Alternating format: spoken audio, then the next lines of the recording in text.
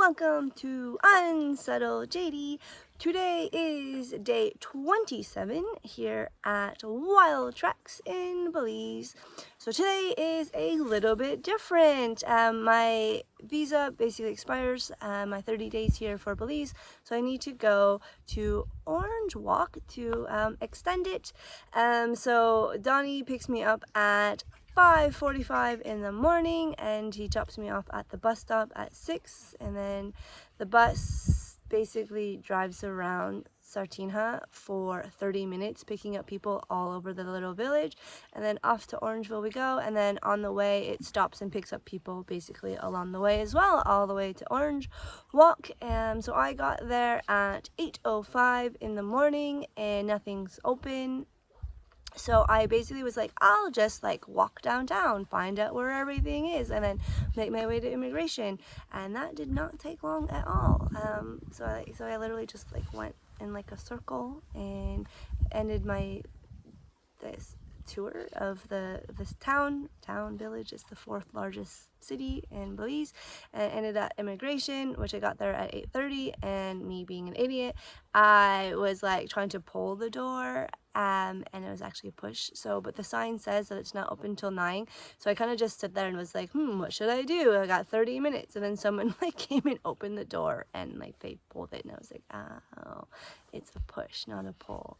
I feel like I might have pushed it, but I didn't get much sleep on the whole bus ride. I just watched basically looked out the window, had Taylor Swift in, and just looked out the window because I just really wanted to see a little bit of Belize while I'm here. So basically the immigration officer cared two shits about me. Like, she literally gave me the paper, and she's like, you have to go to the treasury to pay the money. So it costs $100 USD to extend for another 30 days. Thanks COVID for that. So you have to go to the treasury, pay them, and then walk back to immigration because they keep your passport. So I got my passport back, and then she like asked me some questions, but my stamp was already in my passport, so I was like, what's the point of asking me questions? Because she's like, how long are you gonna stay? And I'm like, well, I have to be in Guatemala on November 2nd. And she's like, oh, so you're not just a tourist here? I'm like, no. I'm like, I'm full on only a tourist here in Belize. So that took all of 30 minutes. I got done at 9 a.m. and I was like, okay, what do I do next? So I went to a bank. I found a bank, and that took the longest, surprisingly enough, because you have to wait in line. Of course, you have to social distance, wash your hands.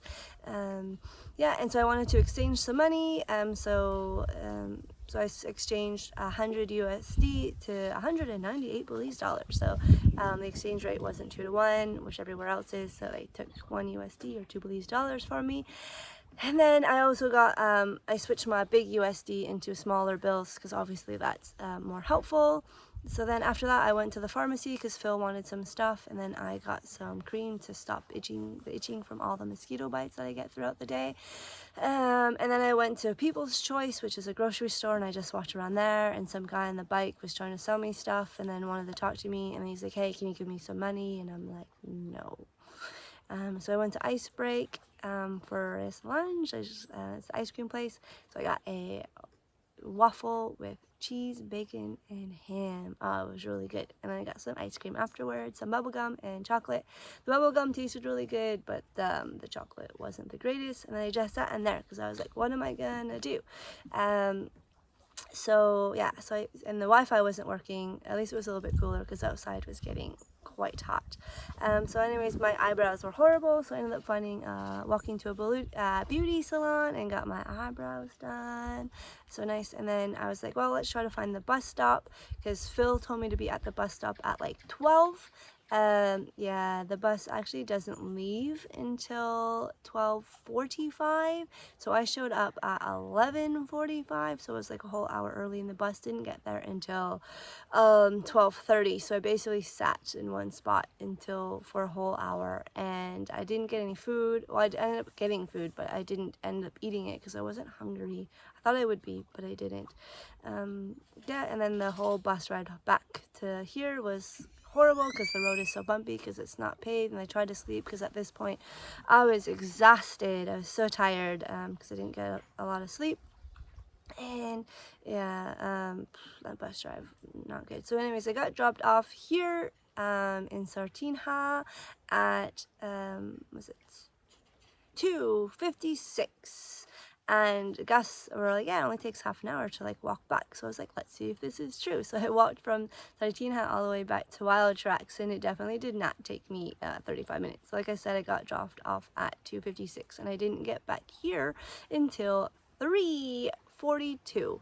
So then I asked them if they needed, so when I got back, I asked Gus and Anna if they wanted help feeding the 3 girls, and they're like 4 girls, and they're like, yeah, sure. So I switched into my bathing suit and went and helped, and none of them showed up, not a single one. So they also informed me, because we're all out of bananas, so on top of no water, there's also no bananas. So yeah, so Callie, they told me a story, like Callie this morning had like 1 sip of her milk and just like went to like the back of the pen because she was not having her milk without her banana. Yeah, so we didn't have to do anything. So at 4:15 we were done because there was no girls in the pen, so easy peasy. So I just stayed in my bathing suit because I still have to feed Tika Nugget afterwards.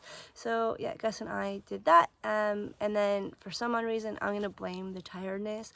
I went to go get Nugget's bottle, and I accidentally like knocked over like the extra milk that was in the measuring cup. So I fed Nugget the 300 that was in hers, and then I had to go make another 120. And yeah, so I don't think Nugget was very happy, but it was cute though, because normally when you feed them Tika Nugget, Teak is always like the latest one, but Nugget was done. So while I was feeding Nugget, Teak came over and like nuzzled my leg and my ankle because he went down, and now was super duper ticklish. So I was kind of like quite happy about that. Yeah, and then the rest of the night I didn't do much because I was super tired, so just like watched TV. And then after dinner I like went straight to bed. I think I was in bed by like 8:30. I think even like Laura went to bed early as well. Surprise, surprise. And that was an exciting, exhausting day here at Wild Tracks on day 27. Bye.